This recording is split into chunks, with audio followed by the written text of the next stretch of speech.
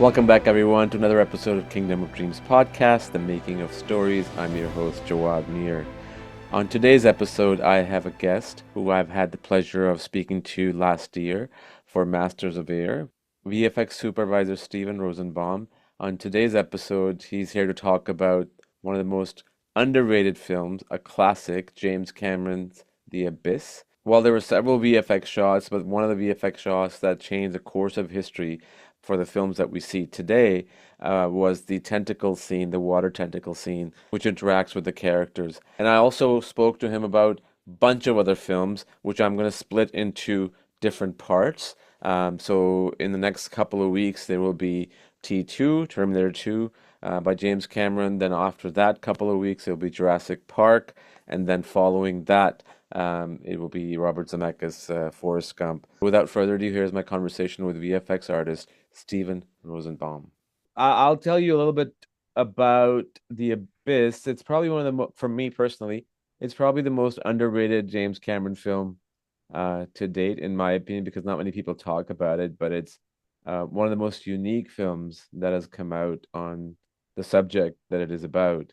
And I remember watching it after I had seen T2, with the water sequence and everything. And still to date is one of my favorite, if you want to call it an alien film or whatever that is, that has been done and very effectively and ambitiously. Yeah, it was for us, of course, we can get into, how that came about, but Please, for a sci-fi movie, it was really well done. I mean, typical of Jim, how he makes movies. He knows mhm. how to grab you right from the beginning and hold you. Um, but our work, interestingly, there was quite a bit of effects work, but specifically in computer graphics, there was only about 90 seconds worth of footage that we produced. But it's funny because a lot of people who say that, I watched The Abyss, I loved that water creature.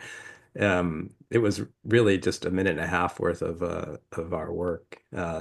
Yet it had a lasting impact. I think it was really the beginning of like what you could do with animated characters, albeit a water creature. We call it the pseudopod was the technical term, which I think Pseudopod. Jim made up, right? But yeah. But that's so true that I literally 10 minutes ago I pulled up that sequence on YouTube. And I'm so glad somebody uploaded the anamorphic version because I have an anamorphic monitor, so you can just see it in all its glory. Yeah. And the most it was the beginning of everything, Jurassic Park, T2, and all that stuff. Interestingly, considering it was what, 40 years ago almost to date, Yeah. Yeah. right? Um, 1989. Yeah. Yeah. it seems almost like as if it was done today. That's so amazing about it. It looks so real. There was probably only one part which you could tell had maybe, because it was a lot of movement, you Yeah. could tell it's a little bit, you could tell its effects is when it's about to go out, and out the door, and you can see a little bit of movement not happening organically, but everything else was just, it's, yeah, it's amazing that how real it looks to date. Thanks. It's interesting. There's a lot of history. Let me back up for a Please. second because I actually you mentioned the door shot and there's history there that most people anybody most nobody knows about really. But the department itself, computer graphics department, part of ILM was sort of this fledgling group. We were, I think at the time of the Abyss, we were maybe 10 people. And we it was a relatively new group. Just the history behind that department was originally it was formed as part of George Lucas had the computer graphics department, and the previous guys who were there were Ed Catmull and Alvy Ray Smith and the likes of those, basically the our forefathers in computer graphics. And they were not doing a whole lot of production work per se. They were developing um, rendering software, which ultimately became RenderMan. It was called Ray's time, and they were developing some compositing tools and so forth. They had a paint program, the very early paint program, where you could layer images into a frame buffer and paint through from one to the other. And th Steve Jobs came along and he struck some type of deal, where they literally the entire department, the guys moved to the building next door and formed Pixar. And then they hired John Lasseter, and they started principally to do uh, demo animations to show off their rendering software. Kind of amazingly, they weren't in business originally to do production work. They wanted to, they had software development ambitions, but they left all their tools behind, and all the software that they had developed and some of the hardware, and including a laser scanning device, which we would output, our stuff to film. So that was kind of interesting. So that they were in the building next door. We still had a relationship with them. They left all the tools behind, and Doug Kay and George Joblove came in and ran the department and started hiring people over the next couple of years. And I came in literally out of school, and and we were kind of doing little bits of work here and there, but then Jim came along and said, let's do the Abyss. And we had no idea how to do that. And in particular, there was no idea how to do facial animation. I mean, the concept of facial animation was just non-existent. But we had some really smart people. We had this guy, Doug Smythe, who actually is still at ILM, one of the original inventors of Morph.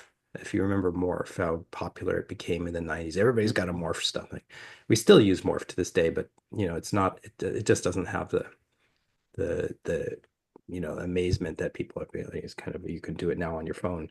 But um, we we came up with this idea, of let's scan. We had the ability to do cyber scans, what they called cyber scans. They were just basically essentially like a LiDAR, a laser scan, depth map, essentially scan of your face. And we took, for example, Mary Elizabeth Mastrantonio, who was the actress in The Abyss, and we scanned her face and at various expressions. So we had her at a sort of a neutral pose and a smile, and doing some simple basic expressions. And then what we would do is we would take the depth map of that, which was essentially represented as a two-dimensional image, and morph between the expressions. So we would say, okay, make Mary smile. So we'd go, from a neutral pose to a smile, and you do it as a morph. And so you had control over timing, how fast the smile was, how big the smile was. Did you want to make it a little more asymmetric or whatever? And then essentially you would project that onto the pseudopod, um, and you'd get, which was basically just a simple water shader of a creature, a tube, a cylindrical tube, but posed in a position where we had essentially, a 3D, as the depth map, it was three-dimensional data, which we could then perturb or distort the water element into that expression. So it was kind of, we were making it up as we went, but it was very effective at that point. But you mentioned the door thing. Just wanted to touch on that because there was like Sure. all these little innovations that just showed the wealth of talent we had hiding in that department when Doug and George hired these people. They were really just unsung heroes of the early days of computer graphics. We had, one of the guys I worked with a lot was John Knoll, who's also still at ILM. And back in the day, we in the Abyss, we sort of had the ability to do our own composites, but everything was done traditionally at that point. We would render our pseudopod element, and then and then film it out as an element. It's basically an element against black with its matte as a separate render, and then send those film elements over to the optical department where they would then bipack it against a background plate and composite it in the traditional means of compositing back in the day, optical compositing. And um, it was sort of a curious thing because the Pixar guys, and this, sorry to give you this long-winded No, no, no, you're but fine. it's good background. So the Pixar guys Absolutely. had left behind these essentially they were frame buffers. They were ability it allowed you to load in images into virtual memory, and then you could layer the images on top of each other. So you could do sort of rough composites essentially.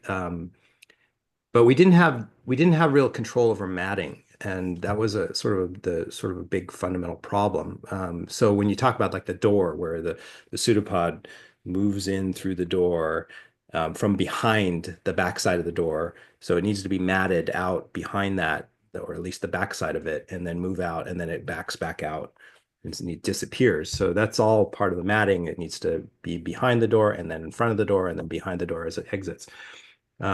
So we didn't have that ability to do mats well. And John came in one day, and he and I actually sat down and we did a test. We said, well, why we have this paint program where we can load in the background plate into the back layer, and then load in the the rendered element into the middle layer, and then start painting a matte over it. It was we had 3 layers, and we could just start articulating frame by frame these mattes. And anyway, it's a sort of a long-winded story. It worked. We were able to composite that shot and then film it out, and then that was our first real official digital composite, which is like, wow, this is really cool. But the bigger story in that was that John, for those of you who don't know, John and his brother Tom invented Photoshop. And that was the light bulb moment where John went, wait a minute, I can layer stuff, I can layer multiple images, and I can control the color information, I can control the opacity of things, all these little ideas. And his brother Tom is a programmer, and he basically wanted to fabricate it into or create the program into something where you had sliders and dials that you could just, the average user could just move. At the time, we were literally on the command line saying, okay, we want it to be darker. Okay, I had to literally write the command to tell the frame buffer how to darken this particular element, and as a command. And so it was not exactly interactive. Um, anyway, so that was sort of the sort of one interesting historical moment of that shot that nobody really knows about until I'm talking about it. But I don't know why it was never revealed. But that was sort of the light bulb moment for John, where he went back to his office all excited, and he called his brother Tom, and he's like, we need to do something like this. There needs to be like an easier way to do this. And they started constructing Photoshop. And that was sort of the moment that inspired Photoshop. So, aside from the morph, thing, which is sort of, standard tool now in the world of computer graphics, that Photoshop has become that from the Abyss, really. So kind of interesting backstories on that. Yeah, no, I appreciate you sharing that. And I was going to ask you when you talked about layers, movement, and everything. I was going to ask you about Photoshop. I'm so glad that you mentioned that because that's literally what Photoshop, the basics of Photoshop is like layers, masking, Yeah. and all that fun stuff. Going back to the Abyss, I've probably seen more behind the scenes stuff on every James Cameron film except the Abyss, even though I still have like a VHS somewhere here, like the special edition. There's a yeah, there's an awesome bit in there about the whole oxygenated liquid. Did you oh, I I must have seen it a long time ago, but I don't remember it. So this is like the yeah, good old THX days, that's and awesome. It's Do you even called. have a working machine to play that anymore? No, you know what? I've been meaning to get a VCR because I have so many VHS tapes. I even have the letterbox edition of Jaws. But yeah, That's a classic. You got to keep that. yeah, no, I still have them. I never get rid of any of my stuff. So, but yeah, no, this is like it says here, uh, uh contains 28 minutes of footage not currently available on video. Director's special edition. Yeah. No, there's a great by the way, I too, much to my wife's dismay, I have a lot of old VHS stuff. And I still have two working VCRs. Oh, She's you like, do. Good why for do you you. have these? But because I have these tapes and maybe one day I might want to pull one out, you know. Yeah, I get it. I get it. But yeah, there's a great bit about the whole oxygenated how do you say that well? Oxygenated how do you pronounce that word? I can't- I don't know. This is the first time I'm hearing that word. the viscous material containing oxygen. How's that? Okay. And Okay. yeah, the moment where, Ed Harris gets, he goes down deep and he has to rely on Oh, yes, this yes. substance in order to give you the pressure balance. And I think some people who follow Jim also know that he is an avid deep sea diver. Of course. Yeah. So Yeah. he knows his stuff. Anyway, yeah, sorry, I digress. No. It's fine. And one of the things I've spoken to John Rosengrant. I don't know if you've ever worked Hmm. with him or a few Quite a bit. times. Yeah. Yeah. And I this is something nothing to do with effects. I always wonder, there's great filmmakers like Spielberg, Michael Bay, James Cameron, even Martin Scorsese, Coppola. But I always wondered, and it dawned upon me a few years ago, and this could be just a lame theory, but it makes sense to me that why do James Cameron and Michael Bay films work? They have great visual effects, they have great technology, action sequences and everything. But at a human level, why do they work? Why do people tap into them?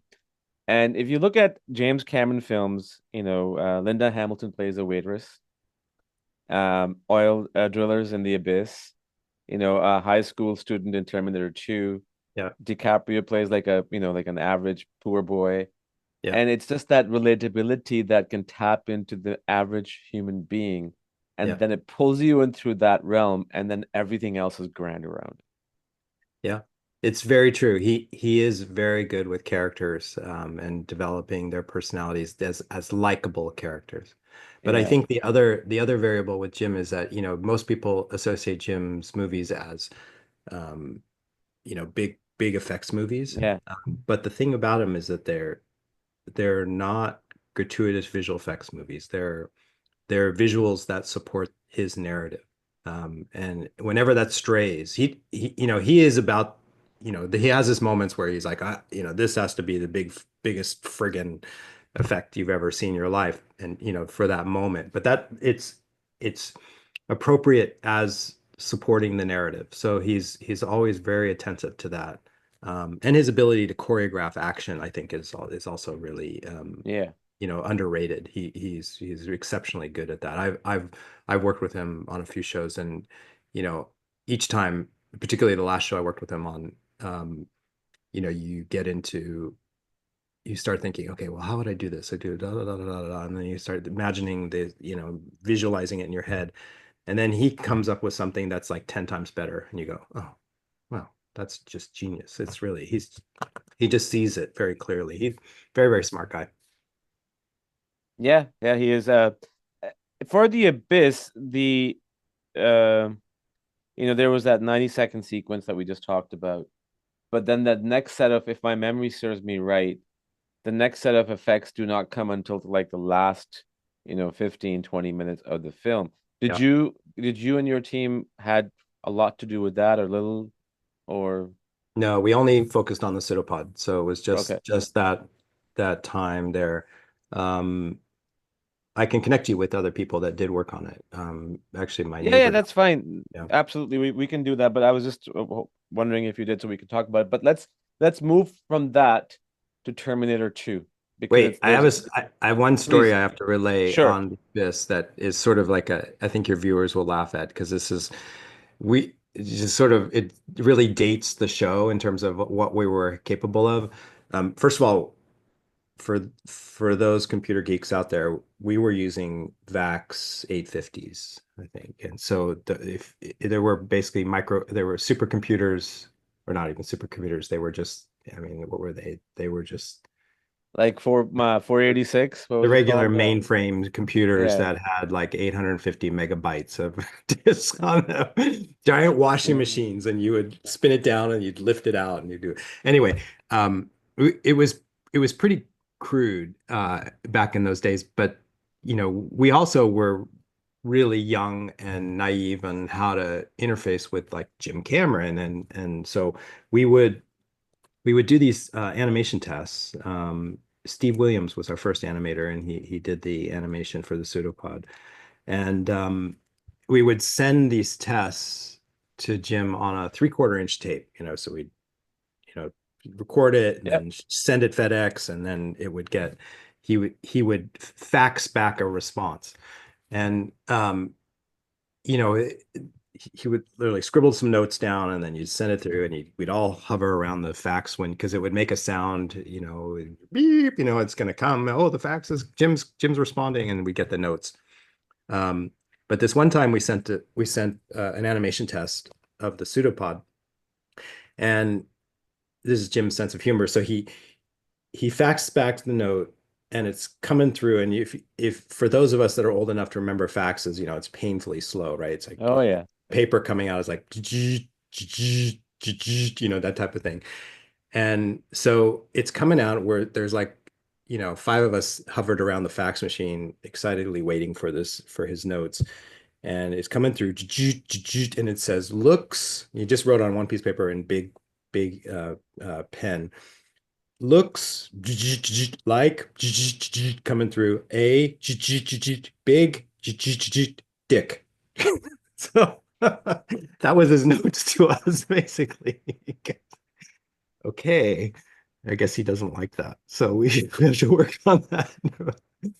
But Well, anyway, one of no, those no, notes, that one of those notes to relay that Jim Cameron infamously responded to.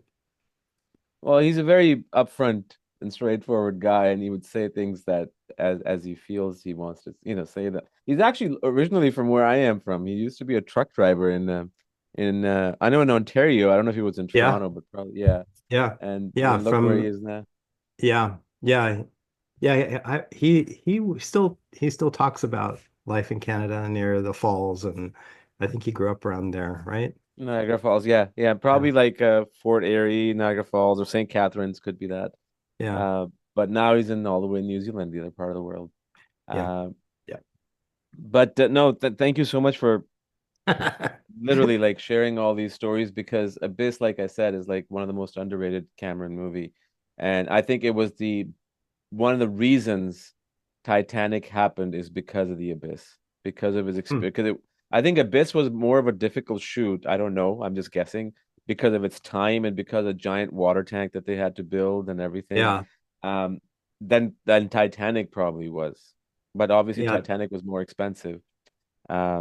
But They yeah, had no, they had from stories I heard about that, just to digress a little bit more on that, yeah, sure, is they shot in a old nuclear reactor cooling tank, right? yes, yes, Um, and and basically shot underwater because Jim felt like you can't recreate that, you can't do dry for wet well, and so he everything.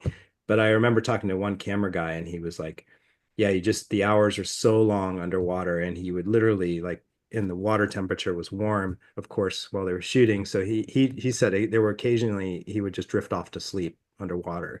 So it's just like wow, soothing him, this water is waiting because those who not aware, shooting a movie can be incredibly boring and dull. You're waiting often half an hour for somebody to set something up, and you're just kind of, yeah. you can't go anywhere, especially when you're underwater. So you just sit there.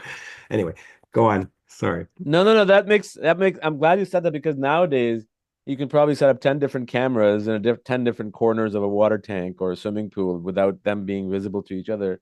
And you don't, I mean, you can't, you need a DP, but you don't necessarily need a DP unless you're doing a lot of movement shots. And now the technology has advanced so much that I think those days, to me, they're much more appreciated because, I'm not comparing today versus yesterday as to being much better than the other, but it's just the effort and the time that used to go into those things, especially something like that. Like it's similar. I think The Abyss had a similar arc like Jaws did, like how Jaws was the first film to be shot Yeah. on water, and it had ran into Yeah. ridiculous problems, and because shooting in water or on water is not easy, No, not we easy have a at all. saying in the industry, shoot on water, lose a day, basically. Yeah. And it's the same thing with VFX world. Like now, I mean, technology has advanced so much, because I remember in the 90s and 80s and even early 2000s, animating water was probably one of the most challenging things. Like the Yeah. Finding Nemo was not an easy film to make from No. a budgetary standpoint. Now, now the digital water is so good. Weta in particular has that nailed.